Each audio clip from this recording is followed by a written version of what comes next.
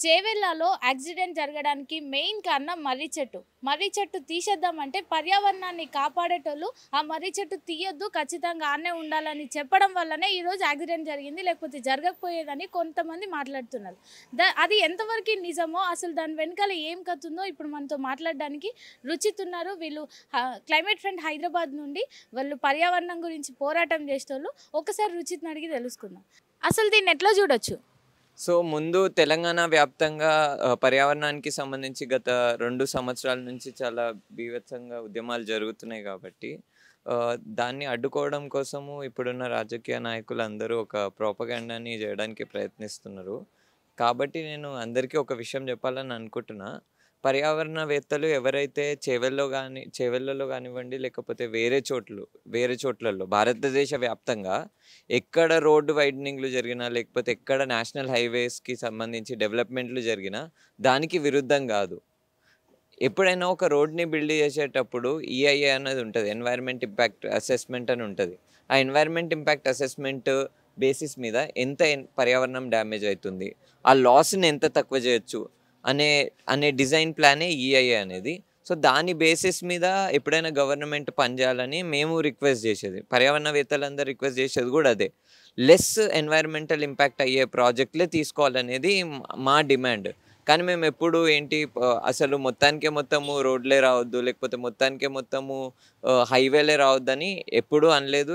ఎప్పుడు ఆ నినాదాన్ని ఎత్తుకోలేదు. కానీ ఈరోజు ఏందంటే ఇప్పుడు చేవెళ్ళలో జరిగిన ఇన్సిడెంట్ ఏదైతుందో దానివల్ల ఈ రాజకీయ నాయకులందరూ మా మీద ఒక నిందేస్తున్నారు. ఏందని వీళ్ళందరూ డెవలప్‌మెంట్‌కి విరుద్ధంగా పనిచేయడం వల్లనే, లేకపోతే చేవెళ్ళలో ఆ బనియన్స్‌కి సంబంధించి కొట్లాడడం వల్లనే ఈరోజు ఆ రోడ్ ఆగిపోయిందని. ఎప్పుడూ అక్కడ చేవెళ్ళ బనియన్స్‌లో జరుగుతున్న రోడ్ ఎక్స్‌పాన్షన్‌ని ఎప్పుడూ అడ్డుకోలేదు. మేము అడ్డుకుందల్లా ఏందంటే అక్కడున్న ట్రీస్‌ని అక్కడనే ఉంచి ఏదైనా ఆల్టర్‌నేటివ్ ప్లాన్స్ ఉన్నాయా అని ప్రభుత్వాన్ని అడిగినాము. ప్లస్ ఇంకొకటేందంటే ప్రభుత్వము చాలా విషయాల్లో చాలా ఫాస్ట్‌గా యాక్ట్ చేస్తది. ఇప్పుడు దామగుండం విషయంలో ప్రభుత్వం కావాలని అనుకుంది. చాలా ఫాస్ట్ స్పీడ్‌లో క్లియరెన్సెస్ అన్నీ తెచ్చుకుంది. మరెందుకు చేవెళ్ళ రోడ్డు విషయంలో క్లియరెన్స్ తెచ్చుకోలేదు? ప్లస్ ఇంకొక ఇంపార్టెంట్ విషయం ఏందంటే ఇప్పుడు ఒకవేళ ప్రజలు లేకపోతే పర్యావరణవేత్తలు ఎవరైనా ఆ రోడ్ ఎక్స్‌పాన్షన్‌కి విరుద్ధంగా నిరసన చేస్తున్నారంటే గవర్నమెంటు ఇక్కడ ఇక్కడ చాలా స్ట్రాంగ్‌గా ఇంకా స్విఫ్టీగా యాక్షన్ తీసుకోవాలి. స్విఫ్టీగా అంటే చాలా ఫాస్ట్‌గా యాక్షన్ తీసుకోవాలి. తీసుకొనుండుంటే ఇప్పుడు 3, 4 సంవత్సరాలు అయితుంది చేవెళ్ళ బనియన్స్‌కి సంబంధించి అక్కడున్న పర్యావరణవేత్తలు గొంతెత్తి. మరి ఇప్పటి వరకు ఎందుకు గవర్నమెంట్ ఆల్టర్‌నేటివ్ ప్లాన్‌తోని రాలేదు? ఆల్రెడీ వాళ్ళ దగ్గర గూడా ఇప్పుడు ఈ నెల అక్టోబర్‌లోనే ఒక కొత్త ప్లాన్‌తోనొచ్చింది గవర్నమెంట్. ఎన్‌జీటీలో కేసొచ్చిన దాని తర్వాత. మరి ఆల్టర్‌నేటివ్ ప్లాన్‌తోని ముందుకు కదులుతున్నప్పుడు పర్యావరణవేత్తలు ఎవరు దానికి అపోజ్ చేయట్లేరు గదా! అక్కడ బనియన్స్‌ని ఉంచి రోడ్ ఎక్స్‌పాన్షన్ జరగాలనేది ఇంటెన్షన్. ఇది గాకుండా ఇంకొకటేం లేదు. కానీ ఇక్కడ ఇంపార్టెంట్ విషయం ఏందంటే నేను కొన్ని పాయింట్స్‌ని స్ట్రెస్ జేసి చెప్పాలని అనుకుంటున్నా. ఎందుకంటే మొత్తం అకౌంటబిలిటీ లేకపోతే మొత్తం ఇంత పెద్ద ట్రాజిక్ ఇన్సిడెంట్ జరిగింది. 19 మెంబర్స్ నుంచి 23 మెంబర్స్ దాకా చనిపోయినారు. మరి ఇంతమంది చనిపోయినప్పుడు ఎందుకు గవర్నమెంట్ యాక్చువల్ ప్రాబ్లమ్స్‌ని అడ్రెస్ జేయకుండా అన్ని గాలి మాటలు ఎందుకు మాట్లాడుతుంది? యాక్చువల్ ప్రాబ్లమ్స్ ఏందంటే ఫస్ట్ ఆర్టీసీ బస్ డ్రైవర్ల మీద చాలా ఎక్కువ ప్రెషర్‌ని government RTC as a corporation పెట్టడానికి ట్రై చేస్తుంది. ఏదైతే ట్రావెల్ టైమ్ ఉంటదో, ట్రావెల్ డ్యూరేషన్ ఉంటదో దాన్ని తక్కువ చేయడానికి ప్రెషర్ పెట్టడం వల్లనే drivers are forced to drive స్పీడ్‌గా.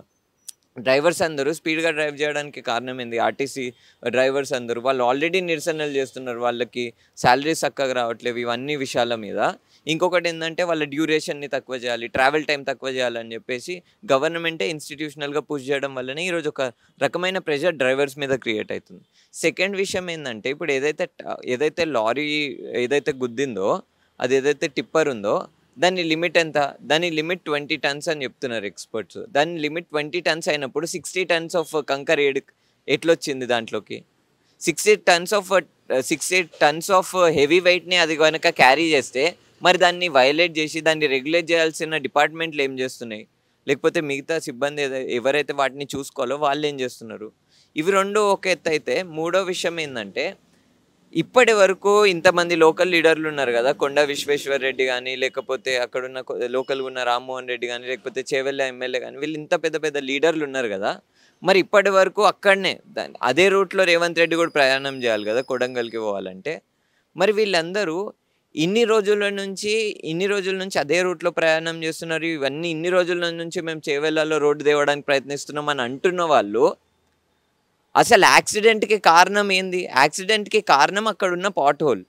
అక్కడ ఒక పెద్ద పాట్ హోల్ ఉండడం వల్ల లారీ డ్రైవరు సైడ్‌కి తీసుకున్నప్పుడు ముందు నుంచి బస్సు స్పీడ్‌గా రావడం వల్ల యాక్సిడెంట్ జరిగింది. మరి ఆ పాట్ హోల్ అకౌంటబుల్ గానీ అక్కడున్న చేవెళ్ళ బనియన్స్ ఎట్లా అకౌంటబుల్? అసలు అక్కడ బనియన్స్ అసలు డిస్కషన్‌లో లేవు. అదొక ఇండివిడ్యువల్ ఇన్సిడెంట్. అంటే అదొక స్పెసిఫిక్ ఇన్సిడెంట్. ఆ ఇన్సిడెంట్‌లో యాక్సిడెంట్‌కి కారణం పాట్ హోల్. ఆ ఇన్సిడెంట్‌లో యాక్సిడెంట్‌కి కారణం స్పీడ్. ఆ ఇన్సిడెంట్‌లో యాక్సిడెంట్‌కి కారణం carelessness of the government departments which did not held the lorry drivers accountable for carrying extra wait. And అక్కడున్న ఆర్టీసీ సిబ్బంది కూడా ఇప్పుడు లిమిట్ ఆ బస్సుది 50 మెంబర్స్. మరి 50 దాటి ఎట్లా క్యారీ చేస్తున్నారు వాళ్ళు ప్యాసింజర్స్‌ని? అంత ప్రెషర్ ఏమొచ్చింది? ఇదే ఇక్కడ ఈ పాయింట్‌లోనే మనకు తెలుస్తుంది ఏందంటే, మన గవర్నమెంట్‌లో లేకపోతే మన తెలంగాణలో మరియు మన భారతదేశంలో మరీ ముఖ్యంగా పబ్లిక్ ట్రాన్స్‌పోర్ట్ సిస్టమ్ ఇంకా రోడ్ సేఫ్టీ అనేది ఒక ఇగ్నోర్డ్ సబ్జెక్ట్. అంటే రోడ్ సేఫ్టీ గురించి మరియు పబ్లిక్ ట్రాన్స్‌పోర్ట్ గురించి ఎప్పుడు పట్టించుకోరు వీళ్ళు. ఇప్పుడు నేనొక్కడినే కాకుండా ఇంకా పర్యావరణవేత్తలు అందరి మీద ఈరోజు ప్రశ్నలు ఎత్తుతున్నారు కదా! ఈరోజు నింద మోపుతున్నారు కదా! మీరు ఈడ చెట్లను నరకడంని ఆపుతున్నారు అని చెప్పేసి. మేమే పబ్లిక్ ట్రాన్స్‌పోర్ట్ గురించి క్యాంపెయిన్ చేస్తున్నాము దేశవ్యాప్తంగా. ఢిల్లీలో ఇంకా ముంబైలో పర్యావరణవేత్తలే ఏంటి పబ్లిక్ ట్రాన్స్‌పోర్ట్‌ని ఫ్రీ చేయాలి, బస్సెస్ యొక్క నంబర్ ఇంక్రీజ్ కావాలి అని చెప్పేసి, లేకపోతే మెట్రో ఫెసిలిటీస్ ఇంకా మంచిగా ఉండాలని మాట్లాడేటోళ్ళమే మేము కదా! పబ్లిక్ ట్రాన్స్‌పోర్ట్ స్ట్రెంథెన్ కావాలని అనేవాళ్ళమే మేము కదా! రోడ్ సేఫ్టీ గురించి మాట్లాడే వాళ్ళమే మేము కదా! మరి ఈరోజు మా మీద ఎట్లా క్వెషన్స్ ఏస్తారు వీళ్ళు? అసలు క్వెషన్ చేయాల్సింది ఏందంటే, అక్కడున్న రోడ్ ఇన్‌ఫ్రాస్ట్రక్చర్ అనేది బెటర్‌గా ఉండాలి. మేము దామగుండం అడవి గురించి ఎప్పుడైతే పోరాటం చేసినామో, ఇప్పుడు కూడా చేస్తున్నామో, ఆ మొత్తం సమయంలో మేము అదే రూట్‌లో వెళ్తాం కాబట్టి మాకు తెలుసు అక్కడ ఎంత డేంజరస్ పరిస్థితులున్నాయో. కాబట్టి మేము ఎప్పుడు అపోజ్ చేయలేదు. ఆ రోడ్ ఎక్స్‌పాన్షన్‌ని అపోజ్ చేయలేదు. డెఫినెట్‌గా there is a need for a little bit of expansion. అంటే ఇప్పుడున్న పరిస్థితి నుంచి ఇంకొద్దిగా మెరుగుగా కావాలి ఆ రోడ్డు. కానీ మొత్తము చెట్లను మొత్తం నరికేసి, లేకపోతే మొత్తం ఒక హ్యూజ్ రోడ్‌ని కన్‌స్ట్రక్ట్ చేస్తామంటే that is not a solution. ముందుగాల ఈ ఇన్సిడెంట్ తర్వాత గవర్నమెంట్ చేయాల్సింది ఏందంటే, మరీ ముఖ్యంగా ఇప్పుడు మీరు యూఎస్‌కెళ్ళండి, లేకపోతే మీరు వేరే దేశాలకెళ్ళండి. అక్కడ ఇట్లాంటి ఒక ఇన్సిడెంట్ అయితే ఒక్క వ్యక్తికి ఇచ్చే కంపెన్సేషన్ ఎంత? కొన్ని కోట్లల్లో ఉంటది. ప్లస్ ఇంకొకటేందంటే, మీరిప్పుడు ఒక ప్రైవేట్ బస్‌లో కూడా ట్రావెల్ చేయండి. మీరొక ప్రైవేట్ బస్‌లో గనుక మీరు ట్రావెల్ చేస్తే మీకు సెపరేట్ ఇన్స్యూరెన్స్ అని ఉంటది. ఈరోజు గవర్నమెంట్ ఇస్తున్న ఇన్స్యూరెన్స్ ఎంత? లేకపోతే గవర్నమెంట్ ఇస్తున్న కంపెన్సేషన్ ఎంత? మొన్ననే ఎయిర్ ఇండియా క్రాష్ జరిగినప్పుడు ఒక్కొక్కళ్ళకి ఆ కంపెనీ, టాటా కంపెనీ అనేది ₹1,00,00,000 ప్రకటించినప్పుడు, ఎందుకు తెలంగాణ ప్రజల జీవితాలు మీకు 10,00,000లో, 7,00,000లో, 4,00,000లో ఖతమైతున్నాయి? ఎందుకు గవర్నమెంట్ వాళ్ళకి సీరియస్‌గా ఒక కంపెన్సేషన్ చేయాలనే ఇంటెన్షన్‌లో లేదు? ఎందుకంటే గవర్నమెంట్ కాంగ్రెస్ ప్రభుత్వం అయినా గానీ, బీజేపీ అయినా గానీ, అంతకుముందున్న బీఆర్ఎస్ అయినా గానీ, వీళ్ళకి కావాల్సిందేందంటే ప్రజలను మభ్యపెట్టాలి. ప్రజలకి ఫాల్స్ సొల్యూషన్స్, అబద్ధపు మాటలు చెప్పాలి. ఎన్నికలొచ్చినప్పుడు జూబ్లీ హిల్స్ పోవాలి, ఎన్నికలొచ్చినప్పుడు జీహెచ్ఎంసీ పోవాలి. ఇంతే తప్ప వాళ్ళకి అసలైన ధ్యాస లేదు. ఇప్పుడు మనం ఇక్కడ బంజారా హిల్స్‌లో ఉన్నాం. బంజారా హిల్స్ రోడ్ పరిస్థితి ఏంది? బంజారా హిల్స్‌లో ఉన్న బస్తీ రోడ్ల పరిస్థితి ఏంది? బంజారా హిల్స్‌లో ఉన్న బడాబాబుల ఇల్లుల రోడ్ల పరిస్థితి ఏంది? హైదరాబాద్ నగరంలోనే రోడ్లు ఇంత అధ్వానంగా ఉన్నాయి. ఇవే ఫిక్స్ చేయరు. మళ్ళా ఇంకా వికారాబాద్‌లో హైవే తీసుకొస్తామని అంటారు. సో, ఇట్లా చాలా ప్రాబ్లమాటిక్‌గా ఉన్న వాళ్ళు మా మీద ప్రాబ్లమ్స్ ఎత్తితే ఎట్లా ప్రాక్టికల్ అది? That is seriously wrong.